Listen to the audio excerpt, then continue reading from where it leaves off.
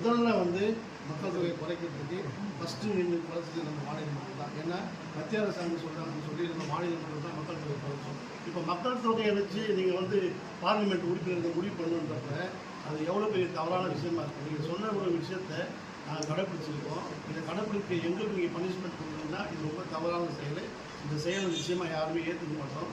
இன்றைக்கி தமிழ்நாட்டில் மட்டும் இல்லை, இந்தியாவில் இருக்கக்கூடிய 7 மாபெரும் முதல்வர்களை தலைவர்களை எல்லாத்தையும் வர வச்சு இன்றைக்கி முதலமைச்சர் மாண்புமிகு முதலமைச்சர் ஸ்டாலின் அவர்கள் வந்து இன்றைக்கி ஒரு திட்டம் தீட்டியிருக்காருன்னா இன்றைக்கி இந்தியாவினுடைய மொத்த அரசியலும் தமிழ்நாட்டை நோக்கி தான் இருக்குது. இன்றைக்கி இருக்கக்கூடிய 7 தலைவர்கள் தமிழ்நாட்டை நோக்கி வந்திருக்காங்கன்னா அதுக்கு ஒரே காரணம் எங்கள் முதல்வர், திராவிட மாடல் தலைவர், இஸ்லாமியர்களின் பாதுகாவலர், சிறுபான்மை மக்களுக்கு எதுனாலும் என் உயிரை கொடுத்து நான் காப்பாற்றுவேன்னு சொன்னேன் ஒரே முதலமைச்சர் அவர் தான் இன்றைக்கி வந்து இந்தியாவை திரும்பி பார்க்க